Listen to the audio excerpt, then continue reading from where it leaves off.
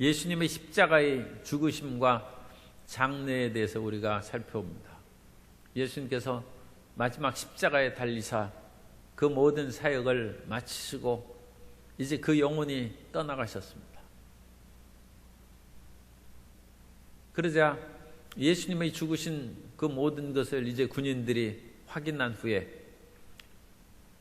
숨어있던 제자들이 와서 예수님의 시신을 무덤에 이제 장사하는 것입니다. 오늘 그 내용의 하나의 그런 사항이 오늘날 우리에게 어떤 의미를 주는지 살펴보도록 하겠습니다. 그래서 28절에 보면 그 모든 일이 이미 이루어진 줄 아시고 성경을 응하게 하려 하사 이르시되 내가 목마르다 하시니, 이 말씀은 예수님께서 일부러 성경에 있는 그것을 응하게 하려고 하셔서 목이 안 마른데 내가 목마르다 하는 그런 의미가 아닙니다. 하나님께서, 예수님께서 일부러 어떤 일을 성경에 꿰어 맞추는 듯한 그런 의미가 아니라, 예수님은 십자가에서 피를 흘리시고 모진 고통을 당하시면서도 항상 그 마음의 의식 가운데는 하나님이 계셨다. 우리가 이 세상에서 아무리 힘들고 어려운 일이 있어도 무엇이 마음 가운데 항상 있는가? 굉장히 중요한 것이죠.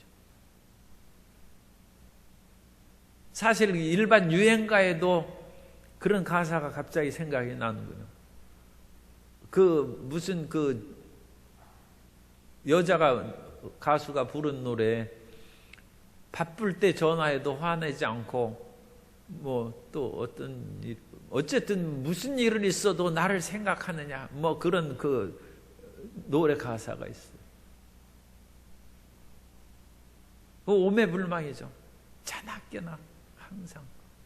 예수님께서 하나님의 뜻에 100% 순종하고 완전히 이루셨다는 것은 항상 성부 하나님 중심으로 생각하고 말하고 행동했다는 것입니다.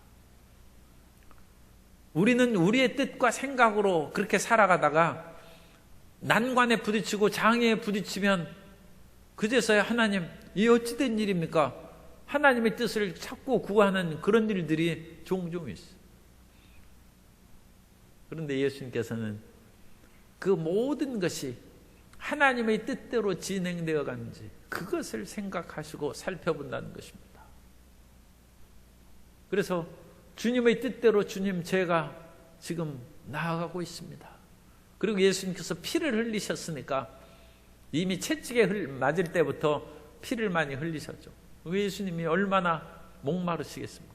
그래서 내가 목마르다. 의에 줄이고 목마른 자가 복이 있다고 했는데, 이 목마르다는 것은 세상의 온갖 그런 핍박과 박해 가운데 의로운 자의 고난을 상징합니다. 예전에 독재 정권 하에서도 그런 말을 많이 했죠. 타는 목마름으로 목마름으로. 그것은 민주화에 대한 목마름으로, 또 인권의 그런 보장에 대한 목마름으로 그런 노래를 이제 한 것이고, 예수님께서는 무지한 자를 십자가에 못 박고, 또 빌라도는 무지한 것을 알면서도 유대인이 소요사태를 일으킬까 두렵고 황제로 말미암아 자기가 이제 고소당하고 쫓겨나가고, 그것은 단순히 쫓겨나가는 것이 아니라 사형을 당할 수 있죠. 그것으로 인하여 예수님을 십자가에 내어주는 의가 결핍된 사회, 진정한 진리로 살아가지 않는 그 사회, 그거에 대한 목마릅니다.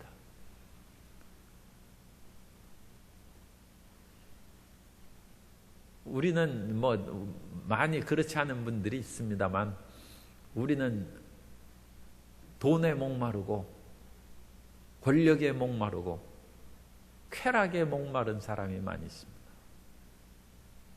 그런데 그것은 육신의 정욕의 목마름이죠. 그러지 의에 대한 목마름, 하나님의 나라가 임하고 확장되는 그 목마름, 그런 하나님의 진정한 진리와 의가 우리 심령에 임하여서 그러한 목마름으로 주를 향하여 전진하는 우리가 돼야 될 줄로 믿습니다. 예수님께서 십자가에서도 그 목마름을 외치는 것입니다. 그런데 그 말씀을 듣고 이제 군인들이 그 옆에 신포도주가, 이 신포도주는 뭐 시다는 그런 약간 신맛이 나고 그런 포도주, 뭐 우리가 포도주 맛을 잘 모르니까 그런데 어쨌든 신맛 나는 건 맛이 없지 않을까 싶은 생각이 들어요. 이 싸구려를 말하는 옥소스라는 그런 단어를 쓰는데 이건 싸구려 포도주입니다. 그러니까 이것은 물 대신에 마시는 거예요. 그래서 포도주 약간 신맛 나는 그런 그 포도주에다가 물을 섞어서 이 팔레스타인에서는 그 물 대신 마시는 것입니다. 그런 것들이 그릇에 가득히 담긴 그릇이 있는지라. 그러니까 참 표현이 뭐 그렇지만 우리 옛날에 시골에서 일하고 그러는데 막걸리 여기에다가 한 그릇 놔두면 그 한 사발씩 그냥 퍼먹는 그런 식으로 생각합니다. 그래서 그 먹는지라 예수님께서 목이 마르다니까 이 신포도주를 그렇게 해서 그 해면을 우술초에 깨어서 예수님의 입에 댄다. 우리는 찬송가를 부를 때 하늘과 땅에 높이 달리사 예수님께서 십자가에 죽으신 것으로 생각하는데 사형수를 뭐 그렇게 높이 매달아요. 그 높이 매달려면 나무도 장대가 높아야죠. 그런 큰 나무를 왜 사형수에 씁니까? 그런 목재가 이렇게 높이 올라가면 그 값이 얼만데. 실제로는 십자가의 높이는 키 큰 사람의 정도밖에 안 된다. 그러니까 발만 이렇게 땅에서 떨어져서 매달릴 수 있는 정도만 하면 그 십자가 나무가 이렇게 되는 것입니다. 그러니까 키 큰 사람은 예수님의 입에 이와 같이 신포도주를 이렇게 드릴 수 있어요.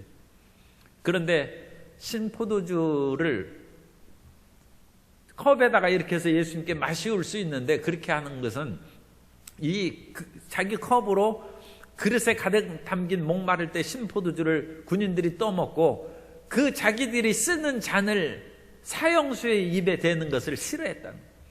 그래서 해면에 적셔가지고 그냥 입에 이제 대는 것입니다. 그러니까 우리가 그림 볼 때는 십자가 나무를 높이 하고 예수님께서 거기 달린 것은 그건 그림을 보는 것으로 멋지지만 실제로는 바로 옆에 있는 것입니다. 옆에 이렇게 해서 되는 그런 그 상황에서 예수님께서 달리신 것이고, 그래서 군인들이 이제 그 마시우고 신포도주를 마신 후에 다 이루었다. 테텔레스타이. 이 완전히 예수님께서는 이 마지막까지 하나님께서 주신 그 모든 일을 내가 완수했는가 그 생각밖에 없어요. 예수님은 철저히 성부 하나님께 순종하고 100% 하나님의 뜻을 따라가는 것입니다. 그래서 그 모든 것을 상황을 보니 예수님께서 인류의 죄를 다 짊어지시고 그 모든 것을 대속하시고 하나님께서 이제 됐다고 하시는 것이죠. 그래서 예수님께서 다 이루었다 하시고 그 영이 떠나가셨다 그렇게 말씀하고 있습니다. 그 영이 떠나가신 그 시점에 있어서도 군인들이 와서 다른 사람들은 아직 살아있어요. 그러니까 다리를 꺾어버리는 것입니다. 다리를 꺾어버리는 것은 이것을 그 쇠망치 같은 것으로 다리뼈를 부숴버리는 것입니다. 그 예루살렘의 그 근처에서 발굴된 유골이 보면 그 다리뼈가 산산조각이 난 그런 뼈들이 있습니다. 그것은 십자가형을 받아서 매장된 뼈인데 그 다리를 부스러뜨려서 피를 많이 쏟게 해가지고 순식간에 죽게 만든 것입니다. 그 아직 다른 두 죄인들은 십자가에서 살아있는 거예요. 그런데 예수님께 와보니까 예수님은 벌써 돌아가셨어요. 그리고 예수님께서 창에 찔리니까 피와 물이 쏟아졌다고 했어요. 그래서 이런 그 실험이라고 할까 아니면 이런 조사하는 것은 굉장히 어렵죠. 그런데 일군의 독일의 학자들이 그 의사들이 그 시신이 이제 죽은 그것을, 그것도 이제 기증을 받고 해부를 해야죠. 했을 때 그 피를 흘리거나 어떤 고통을 당한 사람은 이 심장과 그 폐 사이에 어떤 늑막의 이런 공간이, 빈 공간이 있답니다. 거기에서 피가 유출되면 그 유출된 피가 그 속에 고여 있다는 거예요. 그래서 그 고여 있는 곳을 찌르면 한 2리터 정도까지 고여 있을 수 있답니다. 그래서 그 피들이 고이면 시간이 지나면 위에 맑은 혈청이 뜨고 밑에는 그 피 덩어리가 이렇게 위아래로 나누어진다는 거예요. 그러니까 그것을 창으로 딱 찌르면 피와 물이 쏟아지는 거예요. 그래서 이것은 실제 사람이 죽으면 그런 일이 있다는 것입니다. 그러니까 예수님께서 죽으시고 그 사이에 이제 고통을 당하셔서 거의 심장이 터지고 피가 흘러나와서 거기서 고인 것이죠. 그리고 그 고였는데 맑은 혈청의 피와 그 좀 굳은 그런 진한 피가 나누어지기까지는 시간이 필요한데 이미 예수님께서 돌아가신 지 오래됐다. 그럼 예수님께서 그와 같이 어찌 그리 빨리 돌아가십니까? 예수님께서 다 이루었다 하심으로 사람은 빨리 죽을래야 죽을 수도 없고 살고 싶어도 살 수 없어요. 우리는 우리 마음대로 생사를 주관하지 못합니다. 그러나 예수님께서는 그러시지 않죠. 예수님께서는 요한복음 10장 18절에 보면 이를 내게서 빼앗는 자가 있는 것이 아니라 내가 스스로 버리노라. 나는 버릴 권세도 있고 다시 얻을 권세도 있으니 이 계명은 내 아버지에게서 받았노라 하시니라. 예수님은 죽으실 권세도 있고 살 권세도 있습니다. 십자가에 달리실 권세도 있고 내려오실 권세도 있습니다. 다만 하나님 아버지께서 십자가에 죽기를 원하셨기 때문에 예수님의 원대로 하지 마시고 아버지 원대로 이루신 것이고, 다 이루었다 하실 때 예수님께서 그럼 가야 되겠다 해서 예수님의 영혼이 떠나가시고, 이미 시간이 안 됐는데도 예수님이 돌아가신 거예요. 나중에 이제 저녁 무렵이 다가와서 유대인의 지도자들이 빨리 시체를 치울 수 있도록 해달라고 요청을 합니다.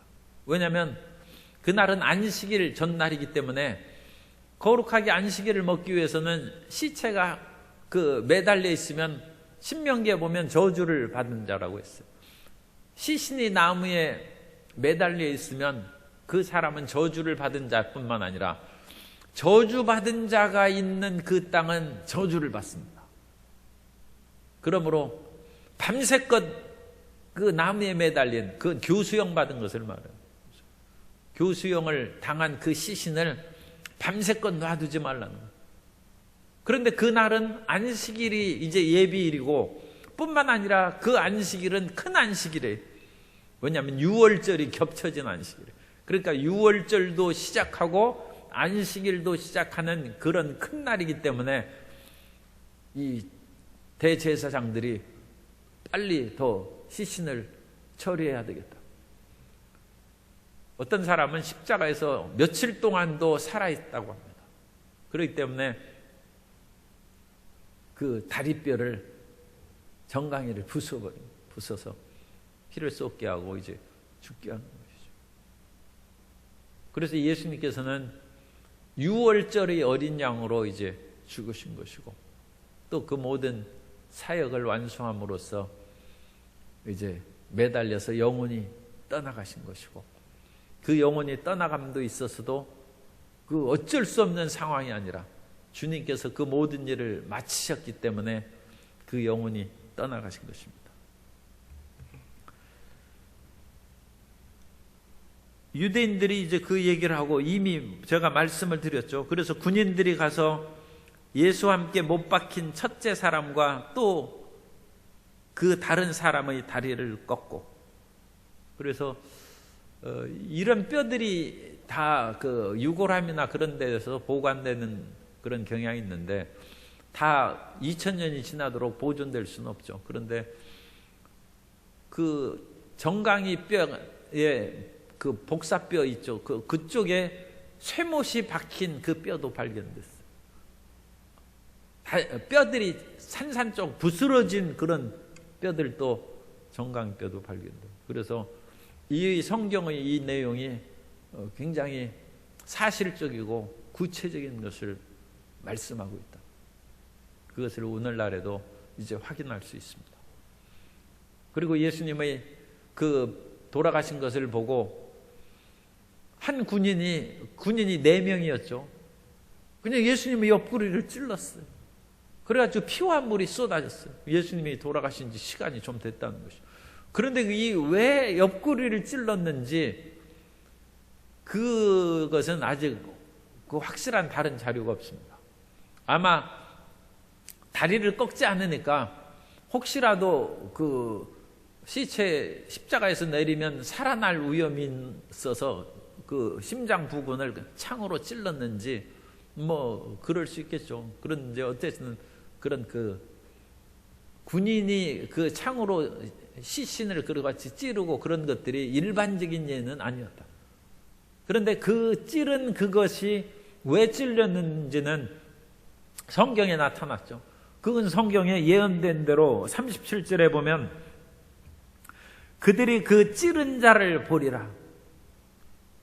그러니까 이 로마 군인도 희한하게 성경의 그 말씀이 그냥 응하도록 그냥 예수님의 옆구리를 찌르고 그냥 가는 거예요. 그래서 피와 물이 쏟아졌어요. 피와 물이 쏟아졌다는 것은 몇 가지 의미가 있어요. 예수님께서 십자가에 죽으신 것이 실제가 아니라는 그런 그 이단이 생겼어요. 이게 영지주의입니다. 하나님이 어찌 죽으실 수가 있는가? 그럼으로써 예수님은 실제 그와 같이 육신을 갖고 죽으신 것이 아니라 그런 가연설이라고 하죠. 가짜로 그와 같이 드러난 모습에 불과하다. 그런데 예수님은 진짜 육체를 가지고 오신 하나님이십니다. 그래서 생물학적으로 예수님은 정말 물과 피를 쏟으시고 죽으셨다는, 따라서 예수님의 십자가의 죽으심을 거짓된 현상으로, 가짜 현상으로 얘기하는 이 초대교회에 나타난 이단, 특히 이 요한 그 복음에서는, 그리고 요한일서 그런 서에서는 영지주의자에 대한 그런 신랄한 비판이 나타나는데 이미 그런 내용이 여기에서 언급된다. 예수님은 정말로 죽으신 것이다. 그리고 이런 피와 물이 상징하는 것은, 피는 완전한 죽음을 상징하는 것이고, 그래서 예수님께서 십자가에서 죽으셨고, 물은 물로 말미암아 우리가 깨끗함을 받을 뿐만 아니라 또한 성령의 생수를 상징하는 것입니다. 그래서 예수님의 죽으심과 그로 말미암은 성령의 은혜를 상징하는 것입니다. 그래서 예수님께서 피와 물을 쏟으셨다는 것도 오늘날 우리에게 깊은 의미를 보여주고 있습니다. 그리고 나서 예수님의 시신을 이제 치워야죠. 치워야 되는데, 그때 이제 예수님의 시체를 누가 치우느냐? 보통의 그 십자가에서 못 박힌 사람들의 시신은 그대로 놔둔답니다. 그러면 이스라엘에 가면 까마귀가 엄청나게 많아요. 히브리 대학 교정에도 쓰레기통을 뒤지는 것은 비둘기가 아니라 까마귀입니다. 그래서 까마귀들이 쓰레기통을 뒤져서 거기 도시락이나 뭐 음식 하면 그거 찾아서 먹고 그래요. 까마귀가 엄청나게 많아요. 그런데 성경에는 부모를 공경하지 않는 사람은 까마귀가 그 눈을 쫓는다고 그랬는데, 실질적으로 살아있는 사람을 어째 그렇게 하겠어요. 그런데 십자가에 매달린 사형수들은 까마귀가 그 눈을 쪼아먹어요. 그래서 까마귀 밥이 되게 한다. 그래서 그 사람은 죽어도 부모를 공경하지 않는 사람은 비참하게 죽는, 그러니까 부모님을 공경하라는 것이죠. 그래서 까마귀 밥이 되게 하는데 예수님의 그 시신을 어찌 그렇게 할 수 있겠습니까? 그러니까 아리마대 사람 요셉이 가서 빌라도에게 요청했어요. 이 아리마대 사람 요셉은 빌라도를 만날 수 있을 만한 지위가 있죠. 그리고 이 사람은 또 부자예요. 그래가지고 그 시체를 이제 받았어요. 그리고 이 시신은 보통은 그와 같이 까마귀 밥이 되게 하지만 특별한 경우에는 그 로마인들도 무엇인가 혜택을 베푸는 듯이 그렇게 시체를 장사하라고 내줬답니다. 그러니까 그것도 실질적인 그런 사항입니다. 그런데 이 사람을 지금 요한복음 기자는 평소에는 제자이나 유대인이 두려워 그것을 숨기고 산 사람. 그러니까 예수님을 진짜로 믿는 사람도 직장 생활이라든지 사회생활 또는 가정생활에 있어서 안 믿는 집안에 뭐 제사 많은 그런 집안에 시집 와가지고는 예수님 안 믿는 듯이 또 한 3년 살고 그런 사람도 있죠. 그렇게 숨겨서 살 수 있어요. 그런데 예수님이 십자가에서 죽으신 것을 보고 이제 자기의 기득권을 다 내린 이 산헤드린 회원으로 이 사람은 여겨집니다. 그러니까 유대인의 최고 의결기관에 있어서 회원이기 때문에 권세와 지위가 있죠. 그런데 그 산헤드린에서 예수님을 십자가에 못 박도록 결정하고 그 고소한 거 아닙니까? 그럼에도 이 아리마대 사람 요셉은 예수님의 죽으심을 보고 이제 모든 걸 내려놓고 아마 산헤드린 회원에서 쫓겨났을 거예요. 예수님이 시신을 달라고 하고 유력한 요셉이 달라고 하니까 빌라도가 내준 거예요. 그리고 거기에서 같은 산헤드린 회원인 니고데모도 숨겨있던 제자예요. 예수님을 처음 사역할 때 니고데모가 밤에 찾아왔죠. 그 뒤로는 소식이 없어요. 이 사람도 숨겨진 제자예요. 왜냐하면 유대인들을 두려워해서 자기 자신을 드러내지 않았어요. 그러나 예수님의 십자가 앞에서는 자기 자신을 드러내고 100리트라쯤 모략과 침향, 이것은 약 한 30kg 정도 됩니다. 그러니까 이게 굉장히 비싼 겁니다. 그래서 시신을 썩은 냄새가 안 나도록 그와 같이 처리하는 그런 향품입니다. 니고데모도 그것을 가지고 와서 예수님의 몸에도 바르고 세마포의 그것으로 감싼 그곳에도 바르고, 그러니까 이 100근 정도, 예전엔 100근이라고 했는데 어쨌든 100리트랍니다. 그래서 좀 정확하게 말씀드리면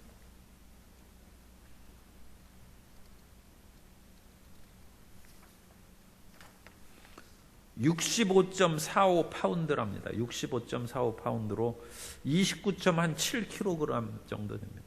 그래서 마지막에 헌신이죠. 소심했던 두 제자들이 마지막 헌신입니다. 그리고 이분들은 아마 예수님의 제자로 선명하게 드러났을 것이고, 자기들이 산헤드린 회원이라든지 유대 사회에서는 아마 쫓김을 받았을 것입니다. 그럼에도 불구하고 그리스도께 마지막 헌신의 용기를 보여주었습니다. 그러므로 숨어있던 사람들도 언젠가는 자기 자신을 예수 그리스도의 제자로 공개적으로 고백하는 것이 필요해요. 자신을 드러내고 그리스도를 위하여 살아가는 용기가 필요한 것입니다. 그리고 한 번도 써보지 않은 새 무덤에 예수님을 장사함으로 예수님께서 십자가에 처형당하시고 죽으신 그 사실이 이제 장례가 끝이 납니다. 오늘 우리는 이 예수님의 십자가의 죽으심과 장례의 일을 보면서 우리 삶의 그런 몇 퍼센트를 예수님 중심으로 살아가고 있는가?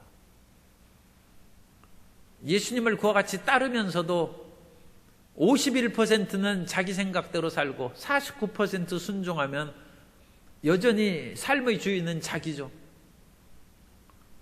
자기 생각대로 7, 80% 살아간 사람은 더 말할 것도 없죠. 그럼 우리는 끊임없이 퍼센트를 낮추어서 적어도 51%는 예수 중심으로 살아야죠. 그리고 우리의 평생의 작업은 날마다 60%, 70%, 80% 주님 중심으로 살아가는 예수님의 십자가의 본을 받아야 될 줄로 믿습니다.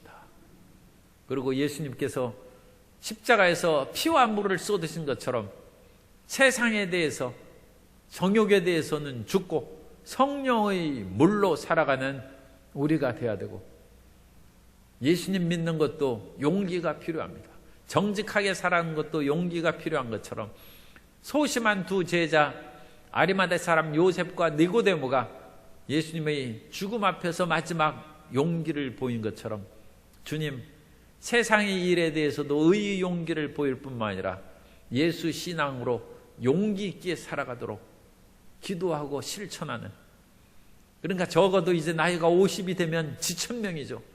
그때는 인생 절반은 살았고 어느 면으로는 그런 주요한 일을 했으니까 나머지의 힘은 용기 있게 예수 사람으로 살아가는 저와 여러분 되시기를 예수님 이름으로 축원합니다.